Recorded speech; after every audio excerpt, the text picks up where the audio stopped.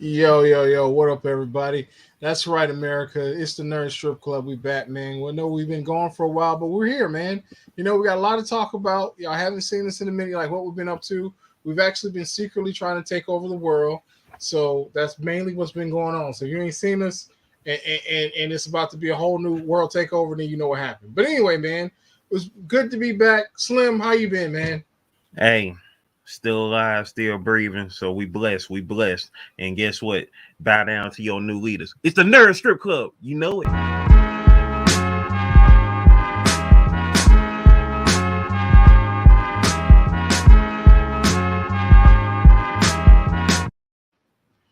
Yo, man, what up, man? Welcome back, y'all. Like I said, Never Strip Club, we back in the building, man. It's been a long time. I mean, it's a lot of things have happened, personal as well as outside of the world, going on. Big shout outs to my niece, Paris, who is recovering. Early this year, she had some serious issue that happened due to domestic violence, and she was blessed enough to be able to recover and keep on getting better and better. And we're just 100% happy about that. And every single day we just is thanking the creator for her, for better health. But out here in the world, man, if it's something going on in your life, let your friends and family know. Let them in, let them know what's going on. Because at the end of the day, all you got is your friends and your family, man. So, Slim, your take, man. Hey, shout outs to my niece. Hashtag Paris Strong. Hashtag prayers for Paris with that's FOR or the number 4. My niece is bro mentioned right here. Bro mentioned right here. You know what I'm saying? In nearly lost her life earlier this year back on February the 2nd, and she is still here. If you want details on that, the link for her GoFundMe page is in the bio of this video right here, as well as on all over my personal channel as well, Slim Jim Longfoot. So if y'all want to know more about what's going on with my niece and how she is improving each and every day since that incident, then definitely go check that out. All right, hashtag Paris Strong, hashtag prayers for Paris. Shout outs to my niece. She's in there resting right now. You know what I'm saying? Keep on getting strong, baby girl. Love you all day, every day. You know what I'm saying? She is a big fan of Harley Quinn. You know what I'm saying? She is a big fan of Ursha, you know what I'm saying? A fan of Rihanna, Rihanna back out on the scene. Shout outs to Rihanna getting back out there in the music scene. So, you know what I'm saying? 2023, we got a lots of great things to look forward to. But before we get to 2023, guess what? It is right now, the 16th of November, 2022. Turkey Day is next week. And you know what I'm saying? It's been a while since we've been here. We haven't been here since January. So, it's been a lot that's been going on, as mentioned already, on a personal level, but it's definitely been a lot on the level of everything that we talk about in the nerd culture. So this has definitely been a year of greatness, in my opinion. It's definitely been a year of greatness, from prequel series that have come out, from the ending of great series such as Atlanta, dropping 2 seasons this year, from what I'm saying, from, as you see on the thumbnail, from She-Hulk coming out to Miss Marvel to so many other things. So with that being said, yay. Definitely, we about to get into it. You feel me? We about to get into it. So as Johnny Quest Gaming talks real quick, you know what I'm saying? I'm continuing to share this out. So, you know what I'm saying, y'all can be abreast that the Nerd Strip Club is finally back, y'all. We feel me? We finally back. ATL stand up all day. Yeah, man. So without further ado, man, let's get into it, man. So we had a lot of great series this year that we didn't talk about. Of course, we haven't been here, but we had a lot of great series going on, man. We had Obi-Wan Kenobi. We had Miss Marvel. We had She-Hulk. We're just now getting done with Andor. Man, House of Dragons. There's been all kinds of stuff, man. So we've got tons of stuff. Look, first, we're gonna go ahead and start it off with She-Hulk. Don't get into Andor, because I ain't seen none of Andor yet. I know I Can't gotta get into see Andor. Andor. I can't get into Andor, man. Just like I can't get into My Hero Academia with him. So you know what I'm saying? Hey, Man, it's going down crazy though, y'all. It's going down crazy. But so Jennifer, right here, man, we got the lovely Jennifer Walters. Now I'm gonna tell you, man, when this one first came out, the CG, I was not feeling it. It was half done. You know what I mean? It's one of them things they had to do like Sonic 2, where they had to go back and rework that one from the ground up. You know what I the mean? original Sonic, yeah. The fans were like, no ugly Sonic. And speaking of which, The Rescue Rangers movie, which should have been titled the Who Framed Roger Rabbit Part 2, in my opinion, was so if y'all haven't seen that, man, before I get into She-Hulk, please go see the Chip and Dale movie. If you're a fan of the original Chip and Dales when you was a kid, or if you like Roger Rabbit, or if you just like funny cartoon family oriented movies, you can watch it by yourself. You can watch it with your homies. You can watch it with anybody. It's a great movie. It's got tons of cameos. I mean, I think they touched every single basis on the 90s era, late 80s for cartoons. Like, it was awesome. Like, Chip and Dale definitely did his thing. But back to She-Hulk. At first, like I said, the CG wasn't there. It was one of those things where it needed to be reworked. And when they really reworked it, I think the series came together. It wasn't a series that people was looking for as far as like it was a real big action-packed type series. This right here was meant to be the first Marvel sitcom. And this character was perfect for it because if you've ever read her comics, she constantly breaks the fourth wall. She's the person before Deadpool, yeah, before Deadpool. Before Deadpool, that's right. Before Deadpool, there was She-Hulk. And She-Hulk actually got into it with the writers. She got into people back in the day. Man, I'm dating myself, but back in the day, whenever used to actually write into the comic books and tell them how you feel, she would actually get into it with the people on her letters page where they made their comments. So the She-Hulk series, it's one of those things where you have to know the comic to really enjoy it. And for the most part, some people might just jump in and say, okay, it's a good time. But some people were like, oh man, this is boring. It wasn't what I expected from She-Hulk because, you know, they weren't expecting the character to be like that. But she's 100% accurate. I mean, even at the end, Right. not to give no spoilers away, but the end, a lot of people say, oh man, I hate the end. Wait, the last episode paid out. But that was a letter to the original series, a straight up love letter. Straight up love letter.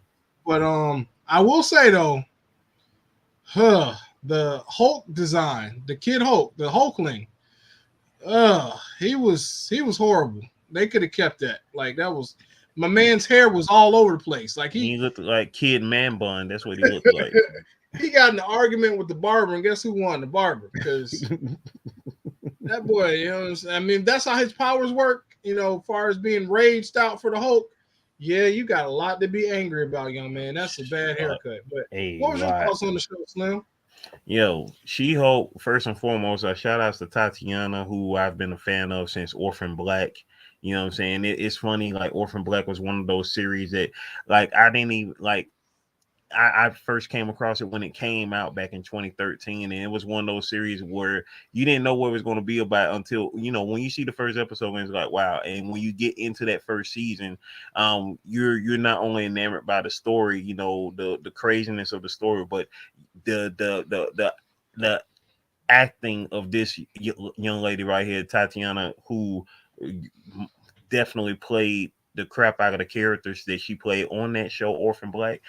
It was amazing. So when I found out that she was going to be She-Hulk, you know, there was a few things about it because I knew, you know, obviously, you know, Tatiana is a smaller woman, so I knew that, you know, if she was going to be She-Hulk, they was definitely going to most likely either CG her out or have, you know, as far as like, but you know, since we have, you know, Edward Norton and then of course Mark Ruffalo doing Hulk, you know, CGI and everything like that. So most likely she was going to do the CGI, but how was it going to be for the show since this wasn't a full-on movie?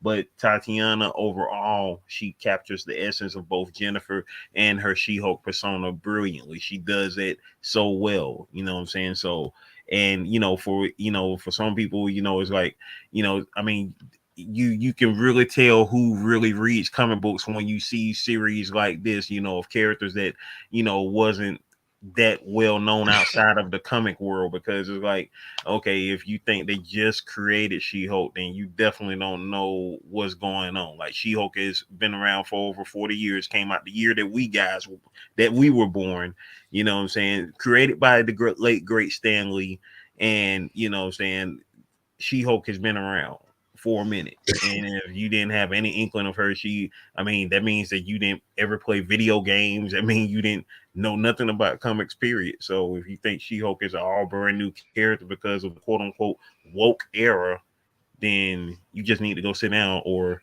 go catch up. I mean, Google is free, so go ahead and find out what's going on Google or something. You know, it's like. But the show was great. You know, the cameo, the love interest that she had at the end was perfect. First and foremost, well, I mean, at this point, if you haven't seen She-Hulk yet, that means you didn't want to. So I'm gonna go ahead and say it. Matt Murdock, the return of Matt Murdock in the MCU, in more than just a cameo appearance from his first appearance in the MCU. He was great in there. Seeing him once again as Daredevil was amazing. Charlie Cox, who played Matt Murdock. And that was just great. You know, that was just overall great. Yeah, man, I think Charlie did a great job, man. I think he transitioned well into the MCU with his debut. I don't think he missed a beat. I mean, I wasn't really At happy with the all. costume, Yeah. but it is what it is, man. I think other than that, it was really decent. And then another show that we didn't get a chance to talk about is of course, Miss Marvel. And Miss Mm-hmm. Marvel was another one that was kind of like a sleeper that a lot of people didn't follow. I honestly thought I got to go on there, Slim. I thought Miss Marvel was a pretty decent series. It was something I watched with my daughters. They loved it. My youngest is a big fan of Miss Marvel. Actually, she's a big fan of Captain Marvel as well, but she likes Miss Marvel too. But Miss Marvel, as far as her stories goes in the comic, I'm not really up on her story too much. I do know in the Avengers game, I really liked her storyline in the Avengers game. If you haven't played the Avengers game, that her storyline in there was really great. I do Mm-hmm. like what they did with her powers, with the light effects with the crystal. I think that was pretty cool. She That is was one. Go ahead. that was definitely one of those powers that I truly believe was a great switch up, because at the Mm-hmm. end of the day, like if you're a comic book fan, if you know her powers from the comic books, I mean, she was basically a poor man's Mr. Fantastic. And due to the Yep. fact that he hasn't been fully introduced into the MCU yet, we're not talking about his cameo in Doctor Strange because that guy may or may not be Mr. Fantastic in the MCU. So we don't know as of yet. But they needed to differ from Mr. Fantastic and her, and they did a good job at, giving her, a different type of origin. Like I'm not mad at that, what I'm saying. And with that being said, her, with her having taken on the name Miss Marvel, being that, in the MCU, Carol Danvers never had the Miss Marvel persona, never had the Miss Marvel name. So with her, going, being a fan of Captain Marvel and calling herself Miss Marvel, and with these type of powers, it ties her in a little bit closer to Captain Marvel because, those powers that she had in the comic books, I thought was like, she's supposed to be on a Captain on a Miss Marvel level, on a Captain Marvel level. Those powers should be a little bit more, better. And I loved how they tied it all in, with the shape changing, because she could shape change in the comic books as well. And so with what they did at the end of this, if obviously saw Miss Marvel, you saw, that she was able to turn into, someone at the end. And so that was cool. That was, I think, was really awesome about her being able to do that. And for everybody that's waiting for mutants to be introduced in the Marvel Cinematic Universe, she is one of the first people to proclaim the word mutant, for her powers and abilities. So that was pretty cool. I mean, I would give Oh it. yeah, she did. Yeah, You she know, sure did. I I just would thought probably about give it. her Yeah. like a 7 out of 10. Now the next one we weren't here during the summertime for the summertime movies. If this go ahead and load, I don't know why I'm having issues loading images tonight. But Love and Thunder. Thor Love and Thunder was funny. I think it was a little too funny. I think a lot of Mm-hmm. times in certain instances they took the jokes on too far because it's kind of like it gets to a dad jokes point where okay, you got to laugh out of the joke. Now you just burn into the ground. Like the movie, it had like Ragnarok had this type of feel to it where it was funny, but it was yet still serious.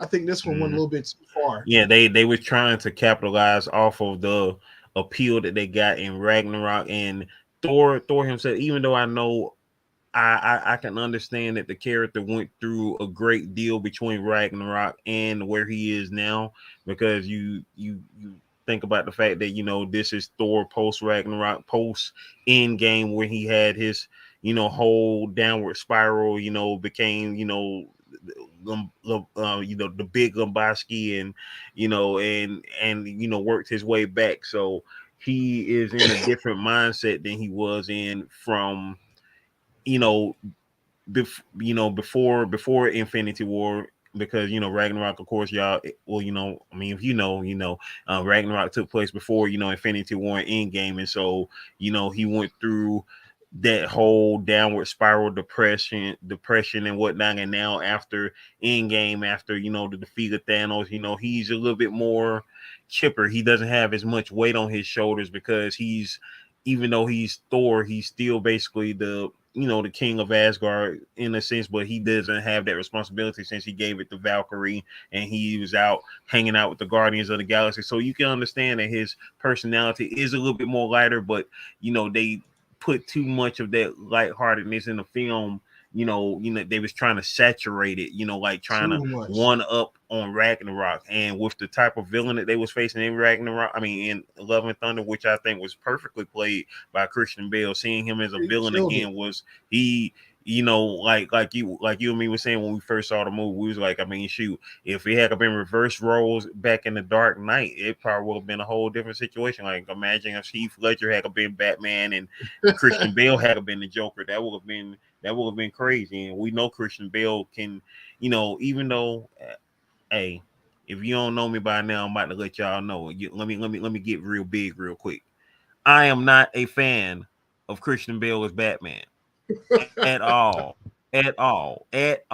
I've said this for years and years and years, and now I know it's never going to happen, because I've said for years and years and years, if they would dub over Christian Bale's voice with the now late, we'll get into that later, the now late great Kevin Conroy, then that would have been perfect. I will go back and watch those movies, but I will only go back and watch The Dark Knight and only the Joker scene. So that's how that go right there, as far as I'm concerned. You feel me? 100%, man.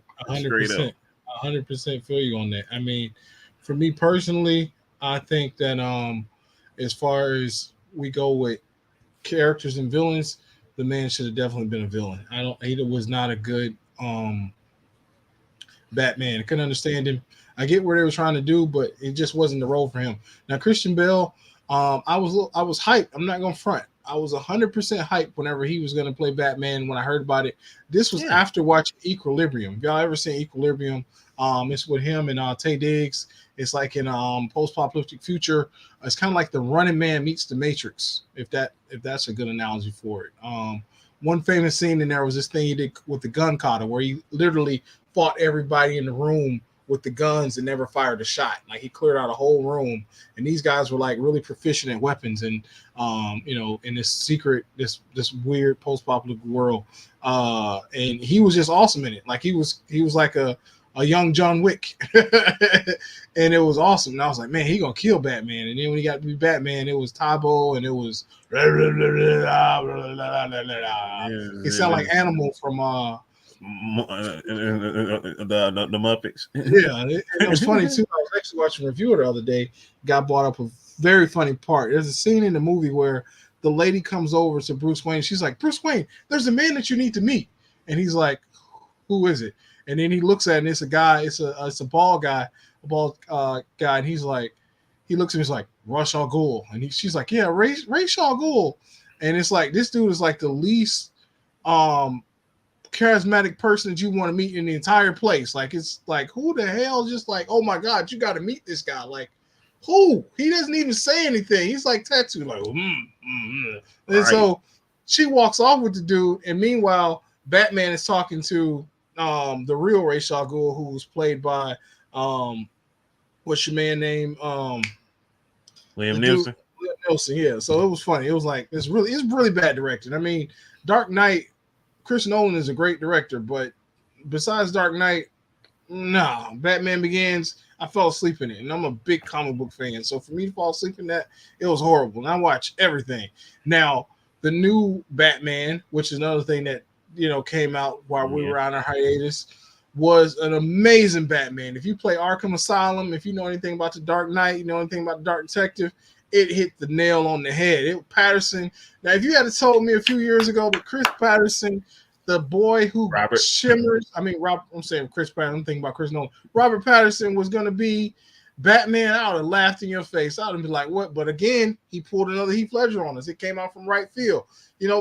Maybe that's what we need. Maybe we need some surprise actors who can get the job done rather than the ones we think, because the ones we think just don't do it. It's just not happening. But kudos to him. If y'all haven't seen Batman, go see it. It's right now on HBO Max. Batman. The Batman, 100%. But you know what? While we're on the subject of Batman, two things. A, rest in peace, Kevin Conroy. We just lost him earlier this week.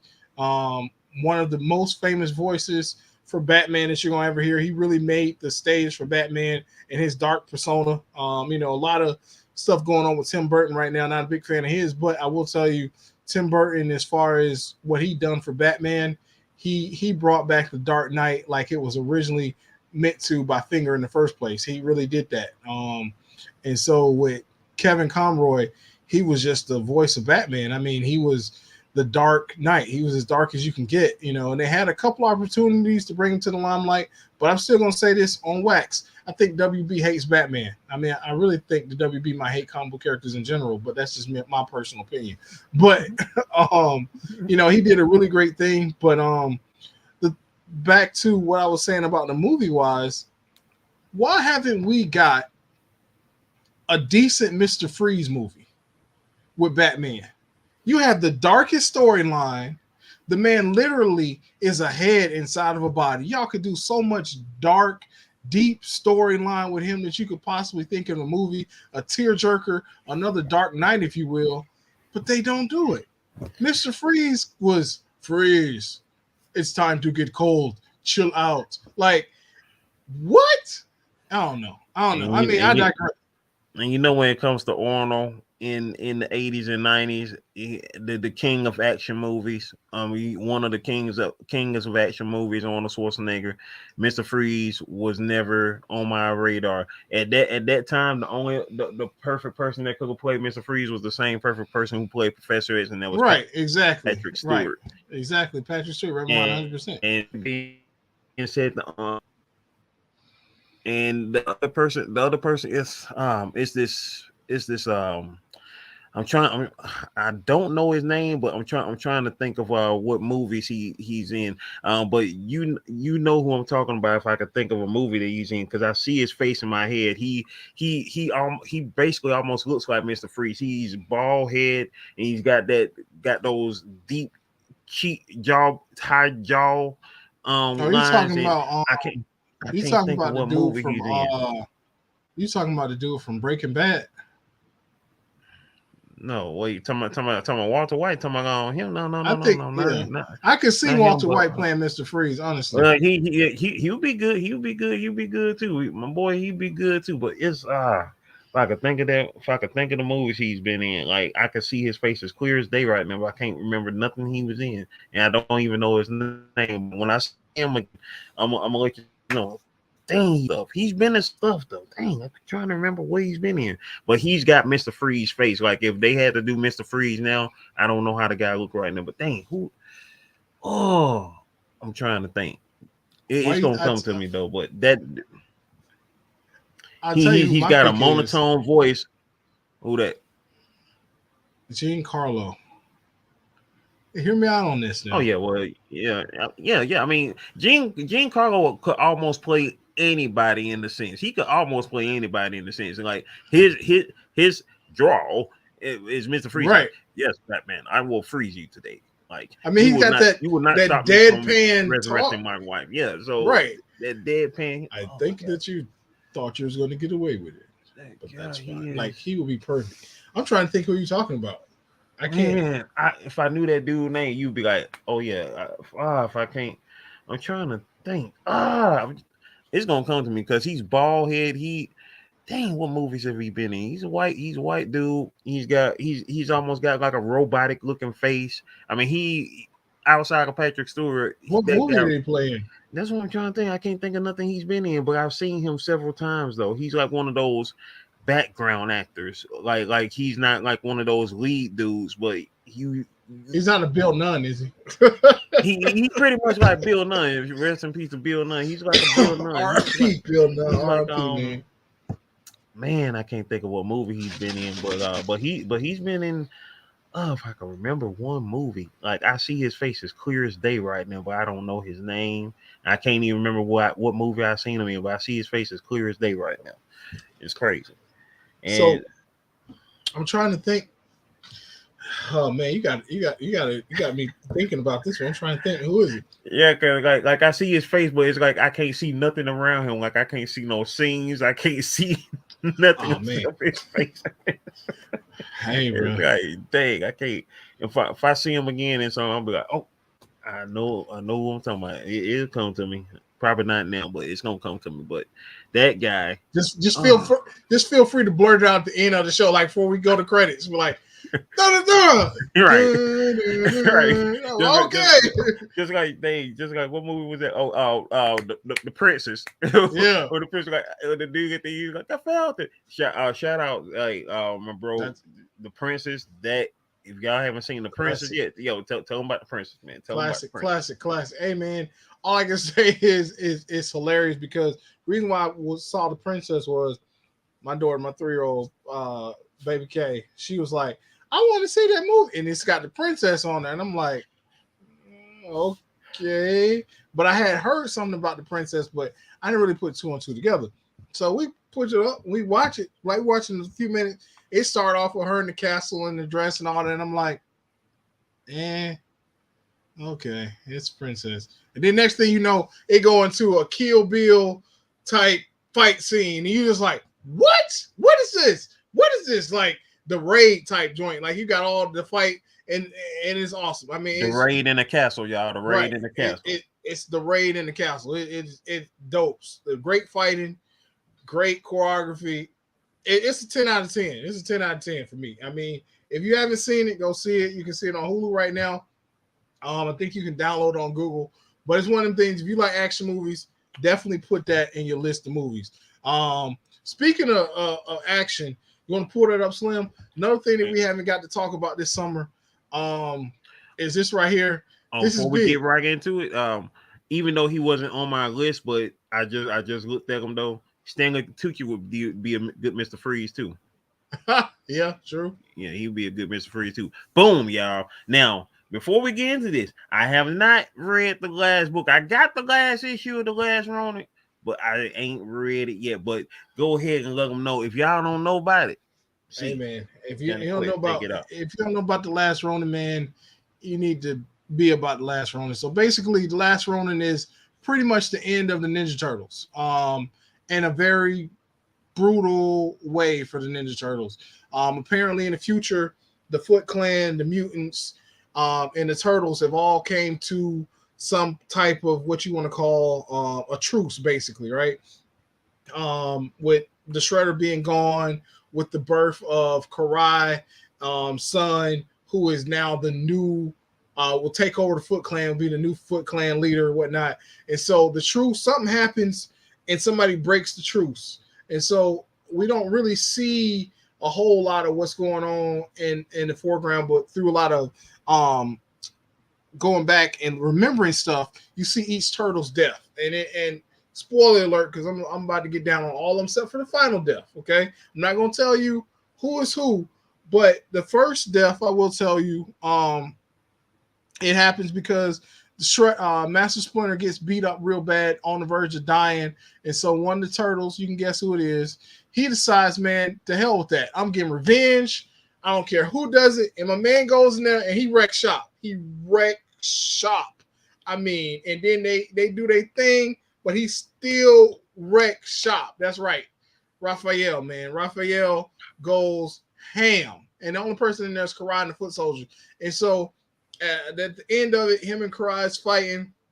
And she basically, they go over into the water. And he's already been shot, like with multiple arrows, stabbed multiple times. And I still don't think he would have died, honestly. But his sai came out of his hand, and Karai used the sai to stab him in the head, and that killed Raphael. And she went into a coma because of them fighting and being in the water so long. So that was the end of Raphael. Okay. Next we had, who else went out next? It was Leonardo and Casey Jones. Leonardo and Casey Jones was on another planet. They was on Earth, or were they on another planet? I think they was on another planet, right?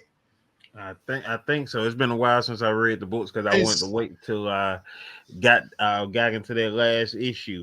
Yeah, the last issue is dope. So, basically, a long story short, Casey and Leonardo was there to defend the people there, and Baxter Stockman was like sending in all these robots, like tons and tons of robots. And so Casey Jones and Leonardo, they basically wasn't going to survive. They knew they weren't going to survive. They was just trying to save their friends enough time to get away to safety and to try to protect his child, because Casey Jones got a child with April, if y'all don't know, in that series. But so Leonardo and him was basically trying to defend them, and they was fighting, man. Like when I say it was robots, like y'all seen 300, it's like 300, man. Them robots was coming. They was deep.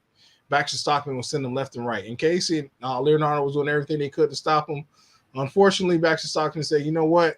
Playtime's over. And he made all the robots blow up. And that's the end of Casey and Leonardo. So they out of there. So that's what happened to Casey and Leonardo. Then we come down to Donatello and Master Splinter. Donatello and Master Splinter, they go to Japan. And they're there also doing like some defend work because, things is topsy-turvy. They're thinking that Leonardo, Michelangelo, and Raphael and Casey are all dead. So basically they're going there in Japan or whatever, and they're helping out. But of course, who comes the foot in full swing? And man, y'all ever seen Master Splinter put in work? Master Splinter put in work. You hear me? Master Splinter put in work. He was work. Now, Donatello was doing his thing. Like, I've never seen Donatello impale somebody with a staff. Like, he was stabbing people in the head with a staff. Like, this is not your 1980s party, dude. No, this is the real thing, man. Last Ronin is the joint. Like, this is the thing. So, unfortunately, Master Splinter and Donatello meet their deaths like 300 to a wave of arrows. And meanwhile, Michelangelo, the surviving turtle, the one that everybody would have thought, oh man, the last Ronin is Raphael, it's Leonardo, it's Donatello. No, it's Michelangelo, man. And he went off thinking that everybody was dead, but he didn't know that Donatello and Master Splinter. I think that fight would have went different if he was there. But he went off and started trying to find the inner him and to work on himself and to basically work on his martial arts. And he's out to get revenge, man. And it's, you see the last issue, I'm not going to tell you what happens, but it's a fight for the ages. I'm just going to put it like that. Like the last Ronin, it brought a lot of fans back to the Ninja Turtles. I'm sorry for spoilers, y'all, but if you got that part, I told you spoilers in the beginning, then you probably should have turned away. But I will tell you, Last Ronin, a hit. 10 out of 10, man. Probably one of the best series in a long time for Ninja Turtles. And I will say, I love Ninja Turtles. You can see my background. I got all the Ninja Turtles toys you can think of. But I haven't really read enough of the numerized turtles like I should. Nervius is an aficionado. IDW. But with IDW, they've taken over the turtles and they've done so much for the turtles, man. IDW has been GOAT on the turtles since 2011, y'all. Since 2011, 11 years now. 11 years, man. 11 years. But the Last Ronin, it's one of those things where you enjoy it. They're supposed to be making an adaptation for it. I don't think the world's really ready for a Last Ronin adaptation. And the reason why I say that is because we haven't had enough mainstream turtle movies in the forefront to kind of lay that groundwork. You know what I mean? If you do it as an animated movie, yeah, I think it'll work. But if you try to do it as a real life movie, nah, I don't think so. I don't think it's really going to work. But what was your thoughts on it, son? What did you thought about Last Ronin? Well, first and foremost, the reveal of who the last Ronin was, it wasn't it was shocking, but not shocking, because when it came to Michelangelo, like, you got to remember, when we think of the Teenage Mutant Ninja Turtles, we think of, of course, we obviously think of Michelangelo as the party dude, which is who he is.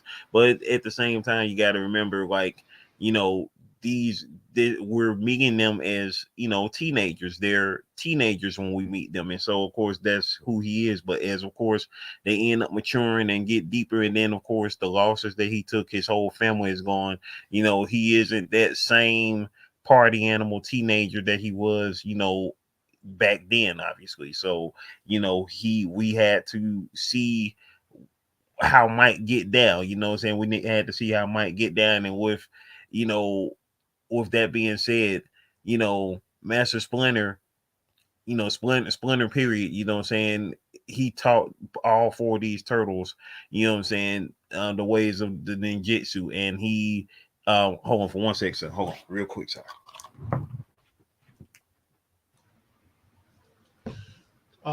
Why Slim is gone, I guess we'll talk a little more like the rest knowing.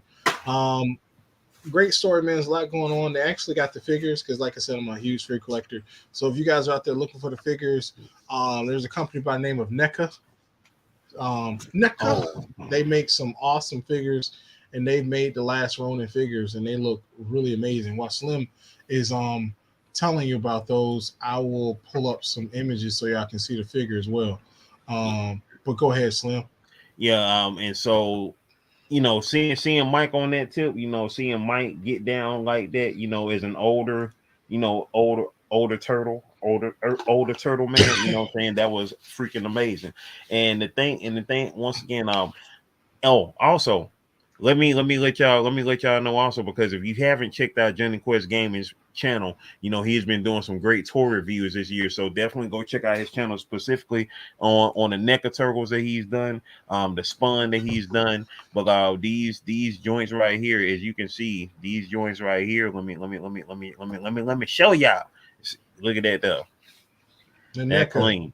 NECA is off the chain, man. I got another one I'll show y'all too, with the costume home. But what were you saying about Master Splinter sign?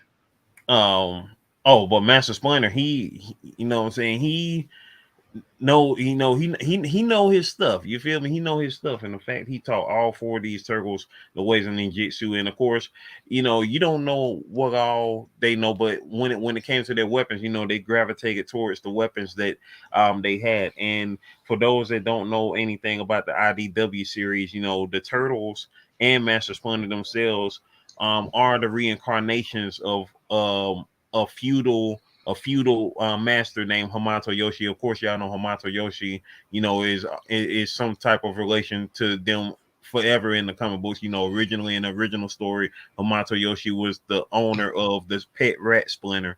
And then in the cartoon, the 80 cartoon series and the 2012 series, he was he was a mutated Hamato Yoshi. But in this here IDW series, he is Splinter and the Turtles are the reincarnations of Hamato Yoshi and his four sons by his wife Tang Shin. They were all killed by his rival in feudal Japan, Oroku Saki, aka the Shredder. He killed the wife first, then Hamato fled with his sons. He raised them up for a while, teaching them, the ways of ninjutsu, until they was tracked down by Shredder and killed. And then, hundreds of years later in the modern times, their reincarnated souls found their way into freshly mutated animals, a rat and four turtles. So that is, of course they still have their own minds.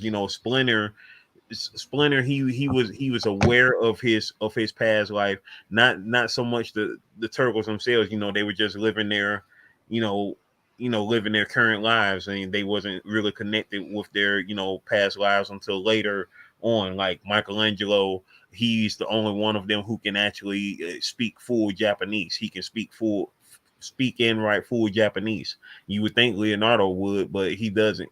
Leonardo remembers Splinter's pun, well, no, not pun intended, but it sounds like it's pun intended, of his past life, as a feudal Japanese boy. But Michelangelo, speaks and writes full Japanese in the comic books. So that's one aspect. And then Raphael, they really took on the tone of his, of him being homage to Wolverine, because that's who Yeah, there Raphael you was go. homage to. They even did like a weaponette book with Raphael, one shot where he had been captured, and they would was trying to bring out his feral nature. And so that was a trip, and so it was almost like weaponettes, out there in the snow and the woods and whatnot like that. So it was that was pretty cool. I don't know if you read that book yet, somebody definitely go check that out. But the last Ronin, y'all, as y'all can see from that image, yeah, he wasn't nothing to play with. He wasn't nothing to play with. Mike was with it. He was with it. You can see he was with it. You Yeah, feel man. I love the Last Ronin, man. Great series. Now, besides the Last Ronin, there was some other stuff this summer that we didn't get to talk about. Um, Cyberpunk Cyberpunk?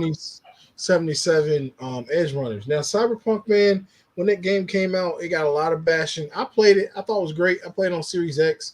It was really a game designed for next gen. It wasn't for the current console, but the game studio promised that it worked on multiple platforms, and of course it didn't. It was trying to basically run Final Fantasy VIII returns on Super Nintendo. It just wouldn't happen. It wasn't gonna happen. You know what I mean? But the game has had an official turnaround, one of the biggest turnarounds in gaming history. Everybody loves it. It's done tons of updates. It's like one of the number one games right now on Steam. So, but a lot of it I think is due to this right here, Cyberpunk Edge Runners. Amazing story, top notch anime. It's not like League of Legends anime quality, but the anime quality on it is just unbelievable, unbelievable. The show itself was great. Great storyline. It is a series right now. It's run on Netflix. It's on Netflix. It's about what 7, 8 episodes, something like that. 8 episodes, if I'm not mistaken, if I remember correctly, 8 episodes. But I believe man, so. it is awesome from beginning to end. Just a super, super great show. It's not for kids, so if you got Nope, kids and they watch definitely not anime, for kids. not for kids. Just like the game ain't for kids. Cyberpunk is not for the kiddies. But great show. There's a lot of emotion in it. Everybody was like, "Is it going to be a sequel?" I mean, if you've seen the series, you know that the answer to that. But I thought it was great. One of the top 10 animes of the episodes. 10 summer right now. episodes. Okay, 10. All right. Yeah. So yeah, man, great show. Got to check it out. And another anime that I think everybody should check out, I'll pull that up in just a second, is Chainsaw Man. I don't know if y'all seen Chainsaw Man, but Chainsaw Man is awesome. Awesome. Denji has a purpose, y'all. He has a purpose in his life. He has a purpose to fulfill his destiny. His destiny is one of for the ages. And so with that being said, y'all definitely got to make sure y'all check out. We don't want to spoil what his purpose is, because this is an ongoing series right now. Episode 6 just dropped yesterday. I know Johnny Quest hasn't seen it yet, but haven't seen it. But he has a purpose. Now, here's the funny thing about Chainsaw Man. The first time I heard of Chainsaw Man was actually through my oldest nephew Dexter, my birthday twin. Actually, his birthday is next month. He'll be 15. He has a friend at school who draws anime, who draws, and he had gave Dexter, he had gave my nephew a drawing, and he brought it home, and I looked at it, and it was a side profile shot of him just like this Chainsaw Man, and it said Chainsaw Man, and I was looking at it, I was like, man, this is a good drawing.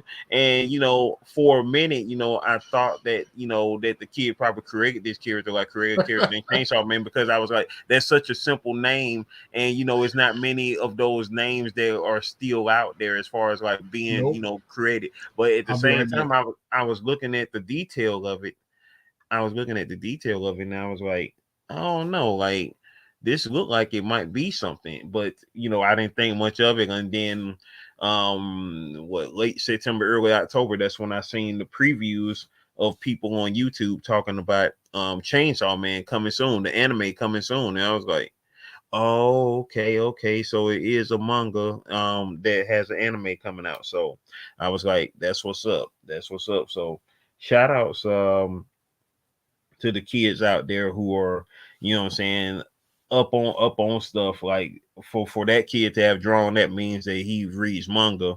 And you know what I'm saying, because that I saw that drawing like before the series came out. What school started in what, like August, September. I think they brought it home like around August or early September, something like that. Probably around the same time they started showing the previews of the anime on YouTube or something like that, you know, like coming soons or whatever, coming attractions. And so once again, for those that want to piquing their interest about Chainsaw Man, basically it's a world where you have these different demons. Well, they're not demons, they call them devils, you know, and they're all of different types. Like you have the gun devil, the tomato devil, the chainsaw devil. You know, you got several different types of devilish creatures out there in the world. And so you have a group of people, devil hunters, who go and it's a profession. It's not just, it's not like it's a secret society of them. It's an actual profession, because you know these devils are known around the world, and it's an actual profession of them. And you know, nobody really wants to do a profession like that, because you know, like 9 times out of 10 you're gonna get killed.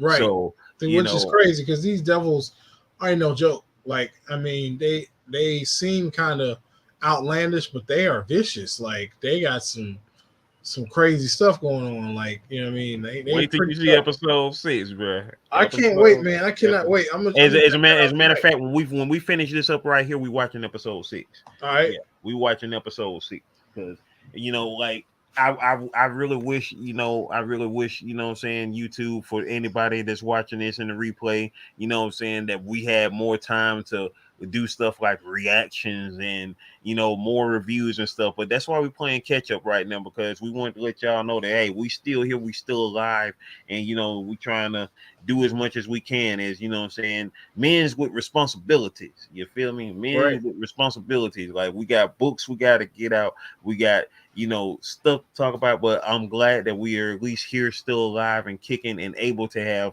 you know, seen some of these great things with y'all. And one of the things that we was definitely going to talk about is Johnny Quest Gaming just pulled up. One of the key things we were going to bust out this year was this show right here, Atlanta, which dropped its final 2 seasons in this year, 2022. Atlanta came back after a what a 3-4 year hiatus, if I'm not mistaken, maybe like about 4-year hiatus, because the show started in 2016, and I think season 2 had came out in 2018. It was before the pandemic, I know that. So it was either 2018, 2019 last time Atlanta was on, and this year it dropped out its final 2 seasons. Season 3 came out earlier this year, and last week was the conclusion of the series finale in season 4, dropping. And you know, I feel just like how Johnny Quest Gaming feel about it, but then again, I also feel like I'm hoping it ain't. But then again, you can almost see that it was. And so we was talking about this just yesterday or the day before. So your thoughts on what is Atlanta? What's up? Like, it was all a dream or not? And that's the thing that I thought was really cool about the final episode, was called Was It All a Dream? Because, you know, the show was really outlandish in a lot of times, and then it got very serious in a lot of times, but it still was something that was just like, and you get it because it's a comedy, but there was a lot of things that went on there, man. Like the Benny episode, like, what in the hell was going on with Benny? But it was in the world of Atlanta, so it made sense. And then as we came back to like season 3 to open it up with the Oconee River and everything that goes on there with the kid being in the home, you were like, okay, river. Oh, wait, do you mean Lake Lanier? Yeah, Lake Lanier. The Death Lake. Right, exactly. And I mean, the thing about that episode was it drops a lot. It drops a lot of nuggets on every single episode. But and then, you know, they had the episode with Keith Stanfield actually was a white boy in the episode. You know, he had changed his skin color. Well, he didn't do it officially. He was actually passing. And all of this seemed like dream sequences. And at that point, you're just thinking, okay, it's an off the wall type show, and they're just throwing in different, aspects of different storylines, which is cool because it meshed together well. But when you see that final episode, and so the final episode contains, and spoiler alert, if you haven't seen the final episode, again, close your ears, play some music, whatever. But the final episode was about the Keith Stanfield, and he was going into a sensory deprivation tank. And Darius is basically, his name on the show, y'all. Darius, that's right, Darius. And so, he met in the beginning of the episode. He met with Cree Summer, and Cree Summer, they were talking about their reaction. She was like, "How do you come out of dream sequence?" He's like, "Well, I see thick Judge Judy, and that's how I come out of dream sequence." And so at that point, we realized that going into the tank would cause some very weird hallucinations or outlandish dreams. And so with him being in the show, the whole episode was him going through different dreams and different trying to wake up from this dream. And one part that was really showing you that something's a little bit more going on is he actually went to an apartment that was his brother's, and his brother apparently had passed. And in the picture, he asked him had he talked to mom and dad, and he said no. And apparently, I don't know if his parents had passed or what, but every that particular sequence was showing you that this character Darius, who always seems so weird and not in touch with anything or just outlandish and strange, was actually going through some type of deep emotional trauma with losing his brother, and that's the reason why he went to the tank.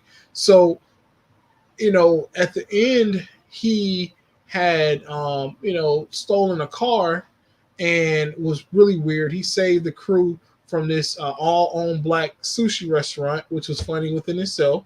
And they was trying to get them some Popeyes. Love that chicken. Got to get some of that chicken. Got to get that chicken sandwich. So they were stuck at that point, you know what I mean? And so they was like, "Where did you get the car from?" He's like, "I stole it." And he was like, "You gonna go to jail?" He's like, "Nah, it's a dream. I'll wake up sooner or later." So at that point, he knew that he was in a dream, or maybe he wasn't, because the way this episode ended was we saw Judge Judy, we saw the look on his face with a tear, and we heard a low sound of the sirens, but we never saw whether it was a dream or it's not. My opinion, it was a dream, because Darius act like the entire series like a person that's in a video game and everybody else is an NPC, but he's not affected about the outcome was going on. Even in the first episode when the shooting was going on, he actually said, "Wow, this is getting a little bit intense." Like the program or the dream itself was just like getting out of control this particular time around. So either A, these people in the story, Paperboy, Earn, and Van, are images that he's created, or people that he actually know. Now the thing is too that kind of make you like, was the girl that showed up, the London, right? They had a relationship, and Darius in the show, you never really seen him with. He acted completely different when he was with her. So he was more of a real person. I don't want to say like he's fake, but he was more of a laid back, like, yeah, sure, cool, let's do this. You was the wild one. No, I remember you being the wild one. So they strictly told you that when he's with her, his personality is different, as opposed to whenever he's with Paperboy and the rest of them, his personality is more like, again, you guys are NPCs and I'm the person that's playing the game. So that to me let me know that, or in my opinion, that they're not real. They're not, that everybody on the show was a figment of his imagination. Either A, they were people he really knew and they died, or he just made them up. That's just my opinion. Now, it's so many ways to, as my friend Life's Magical Journey like to say, unpack this.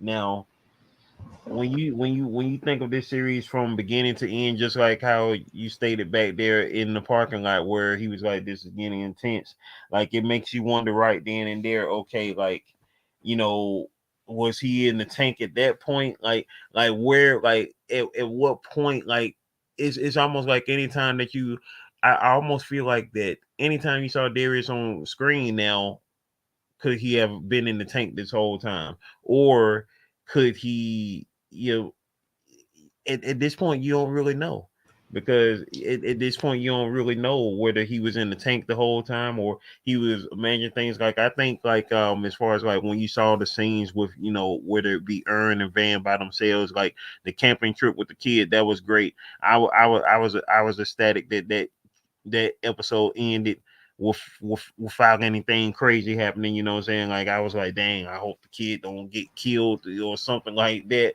or they end up in a car accident or something. I was like, but they did have something weird happen though. She caught the snipe. Remember?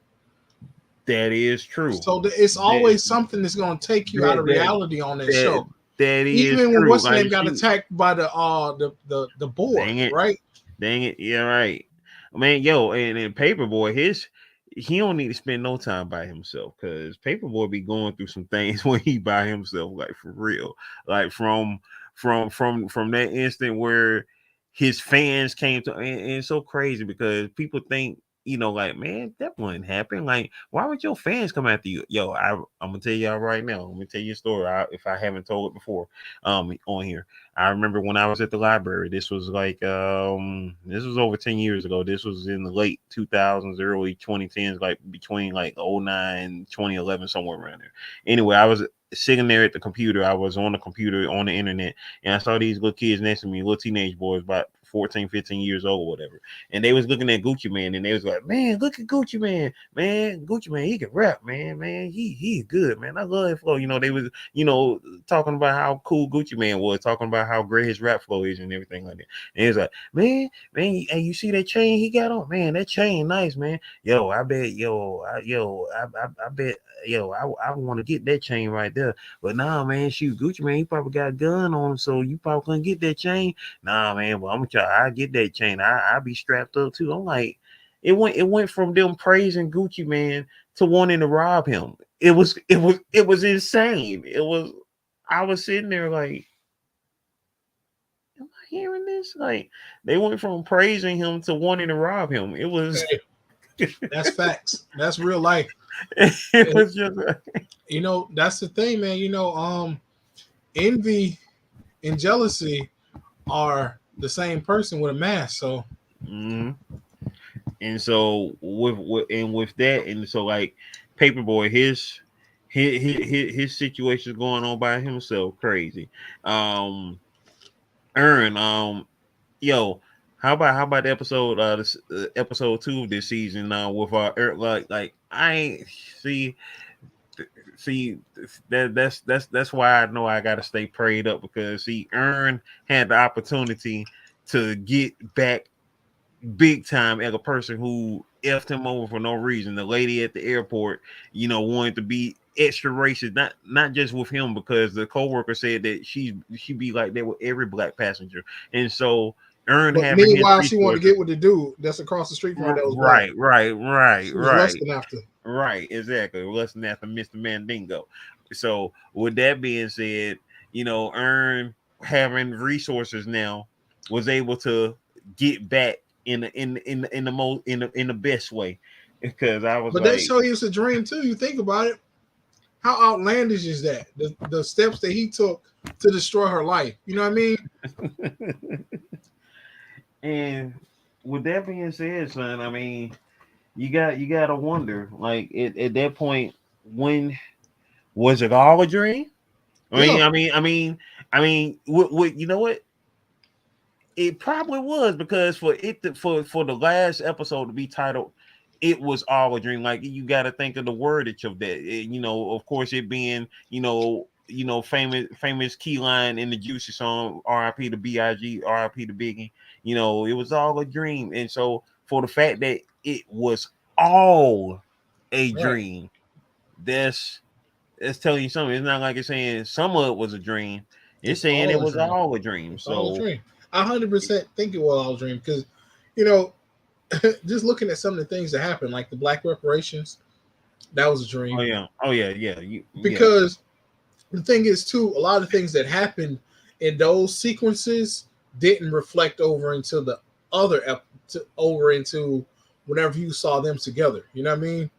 So that's the trickiness. The lady chasing Darius from the mall all the way to where she chased him, that in itself. And then to crank that Soulja Boy killer, like, how weird is that? I mean, not too weird, because I mean, for a minute I thought it was me, because you know how much I hate that song. I've never liked that song. When that song came out in 2007, I was like, this is the death of hip hop right here. Like, this is trash. So I mean, that wasn't too outlandish for me. I was like, you know what? I mean, in the alternate universe, that could have been me. So Then we found out before the episode, right before that the Goofy movie was the blackest movie ever made. That part. So Atlanta, man, my hat's off to y'all. There's just so many theories that I could come up with. Glover, Childish Gambino, you created an amazing show, brother. You created an amazing show and definitely launched these co-stars of yours into superstardom. Lakeith Stanfield, Zazie Beetz, Brian Tyree Henry. You know, yeah, hey, hats off to y'all playing, you know, amazing characters on this show. I truly wish that we could have, like, we, even though we heard our Outcast, y'all play Outcast at some very key moments on the show. So I'll give kudos to that. I wish we could have at least seen Andre or Big Boy pop up in there one time somewhere in there. But but outside of that, y'all have done a great job. And speaking of, as far as pop-ups go, who was a very popular group at the time Atlanta first came out, we sent our hats off to the youngest of the Migos, Takeoff, who was killed a couple of weeks ago. At this time, rest in peace to Takeoff. His funeral, they had his funeral at State Farm Arena last week on the 11th of November, Veterans Day. Shout out to my dad, who is a veteran as well.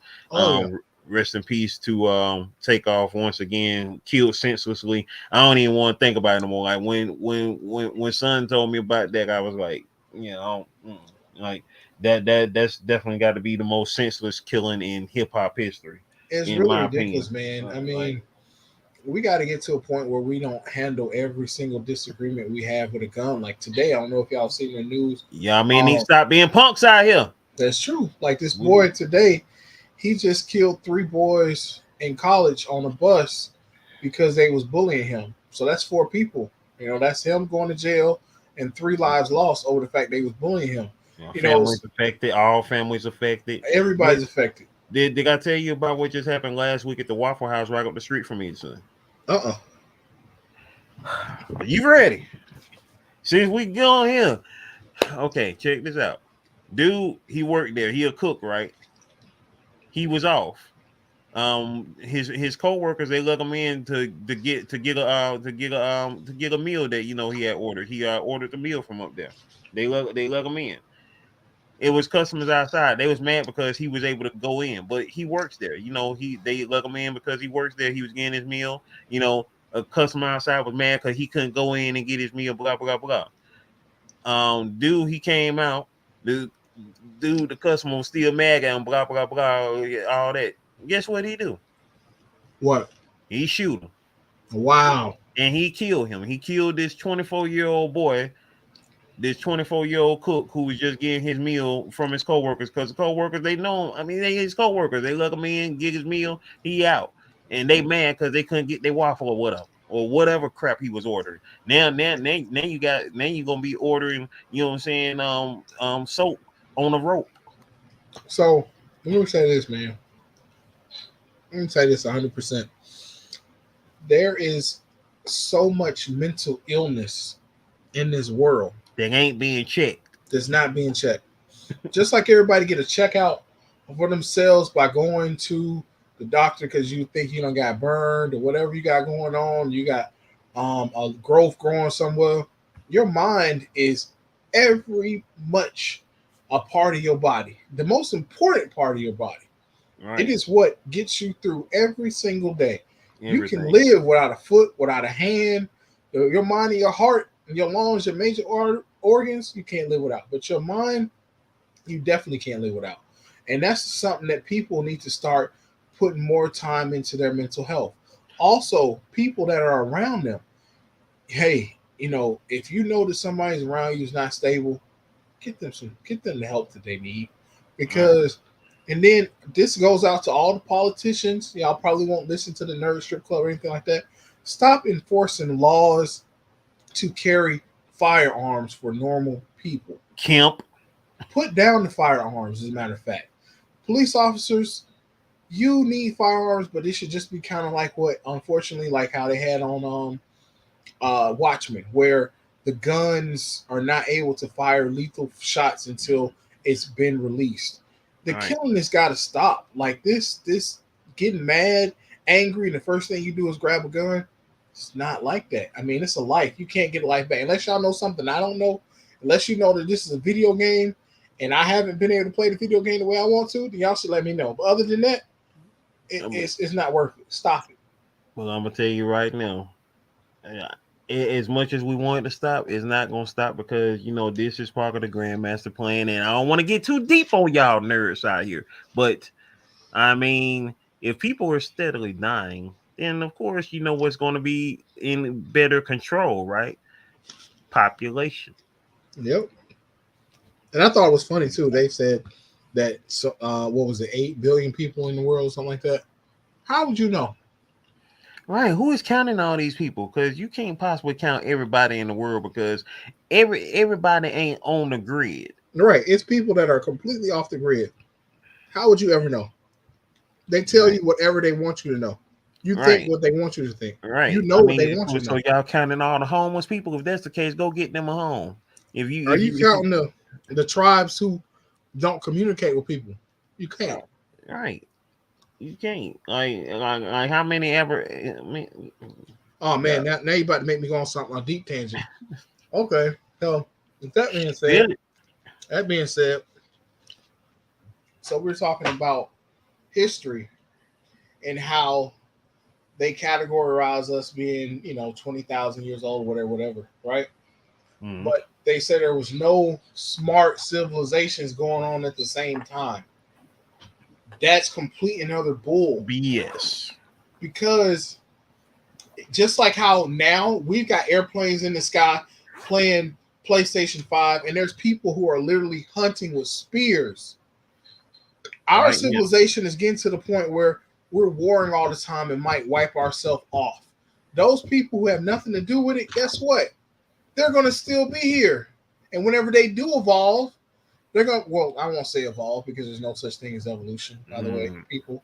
You haven't seen a duck or a cat drive a car yet. But anyway, I digress. I'll go on that another tangent. Yeah. But Why some monkeys still in the zoo? If they if hey, man, it's Pluto. It's Pluto and Goofy, man. I've been trying to tell you that. I've been saying that for you. But with that being said, just because we weren't the ones who did it doesn't mean it wasn't done. So that's just how the grand schemes of things are. We're being told what to do. I'm gonna tell y'all now, man. Use your time wisely. Vote. Pick the choice of who you have in control. Pick the people who has control over what the information that you are being taught. Because if you don't, then guess what? You're gonna be told the apple is a banana and banana is an apple, and pretty soon you're gonna be trying to make straight up banana juice, no problem, and you're gonna be out here trying to make apple sundaes. So just use your own time, use knowledge. I drop another little bit of knowledge on you while we're on the tangent. Dragons are real and dinosaurs aren't. Prove me different. Prove me different. Mhm. And the only reason why I say that, y'all, honestly, I mean, a lot of people are like, man, no, dragons aren't real. Okay, if you look through time, through history, you find more information on walls, caves, cathedrals, religions about dragons than you ever do about dinosaurs. Why is that? Like honestly, why, like it at the end of the day, like you like they say they found dinosaur bones in other parts of the world, but not really. Um, And wouldn't it make more sense to have fossil fuels from a creature that emits fire? exactly, exactly. But on top of that, Lorraine, if you found a skeleton of a human being, and you said that human being was made out of metal, his skin was metal, this, that, and the third. You made up all these myths. You found the building blocks of a human being, the skeleton. From my recollection, your recollection, dinosaurs and dragons look exactly the same. So if you found a skeleton of a dragon, how would you know it's not a dragon? Oh, because the wings aren't there. If the wings are made out of a thinner material, they're not going to be there. They gonna fade off. Yeah, exactly. They're gonna be gone. And the bones would be gone as well because they're thinner bones. So they got a bigger chance of them falling off. And guess what? You got this bigger dragon, got this smaller dragon, got this. You know what I'm saying? But I digress. That's just my thoughts on it. That's my theory. You know what I mean? Y'all can take whatever you want. I mean that's perfectly well said, because you think about the fact when you bury a human raw, what's gonna be left of a human?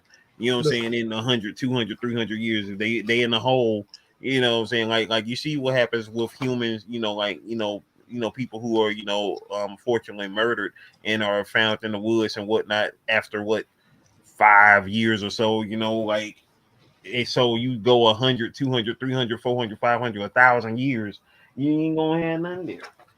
What I'm saying, how many people just walk around with tattoos of dinosaurs on them versus tattoos of dragons? Right. How many dragons represent every single culture? Mexican culture, Asian culture, African American culture.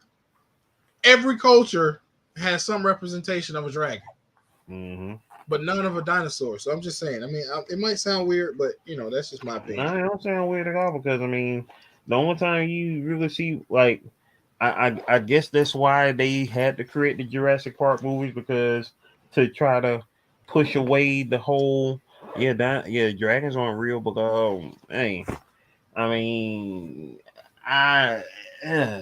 dinosaurs are creatures that I would never ever want to see in life. And then you think about a pterodactyl, which I still don't understand why they have a PA pterodactyl.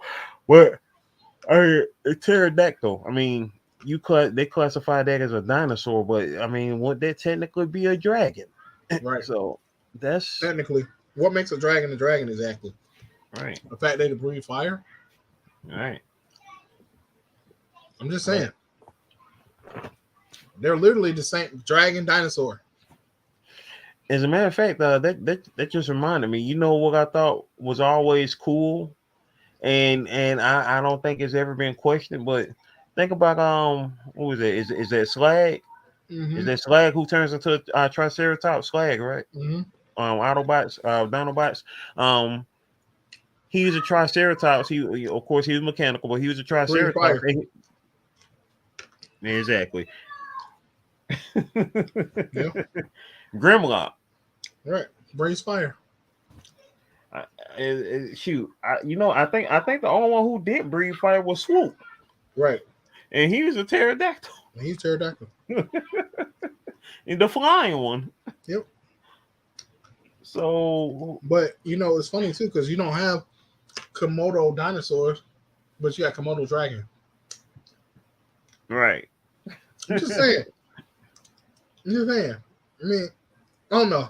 I digress, because even in the Aztec culture and the Mayan culture, the dragons had feathers on them, but supposedly dinosaurs turned into birds. All right. Now sound. I don't know about that one. I don't know, bro. I mean, I don't come up with this stuff. You know what I mean? I don't want to. I'm not one of those people who's just a conspiracy theorist and nothing like that.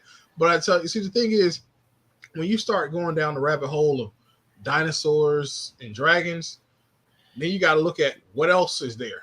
You're going to find out some things. You know what I'm saying? Yeah. We're going to be like X-Files up in this thing. The truth is out there. You feel? The truth is out there, man. That's what it is. I digress, man. But they don't want the truth to be told.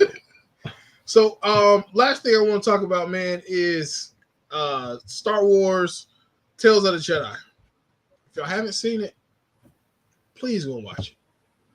It's from the same people. And if you haven't seen Kenobi, go watch it. Oh yeah, please go watch Kenobi. We got to do a whole episode of Kenobi. We got to talk about Kenobi. We got to go into deepness of the Kenobi. Right. Oh yeah. I watched Tales of the Jedi. I'm not Slim. Have you seen Tales of the Jedi yet? Wait, Tales of the Jedi. Wait, no, I haven't. It's from the same artwork, the same style as It's basically like a continuation or in between of what is it called? Clone Wars. Okay. It starts at the very beginning. You see a young Qui-Gon teamed up with Count Dooku because he was his Padawan. So Mm-hmm. you see that, and it follows the story of Ahsoka, basically, doing what Ahsoka was doing before she became a Jedi. Um, what happened to Ahsoka after Darth Vader, and then in between time, you see the story of Dooku and what happened to Dooku. I'm gonna say this. I apologize for everything bad I said about Dooku in the movie series. Completely. 100%. Dooku was an honorable man. Did not deserve to die. Did not deserve to die.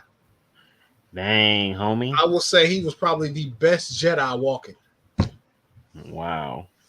A better man than his people, than everybody around him. Wow. Yeah. It's like that. The Jedi were wrong. They were wrong. And that's coming from the biggest Jedi fan of all time. I'm telling you now, the Jedi Council is wrong. Well, Jedi's, it ain't hard to see why, Order 66 happened in those regards, because I mean, if you screw over enough people, you're gonna have everybody hating you. Yeah. I mean, and the thing was, it's really, I like the story because it's kind of like what America or what the world does. They put this vision in front of you, and you might literally have good intentions about what you're seeing or what you're a part of, right?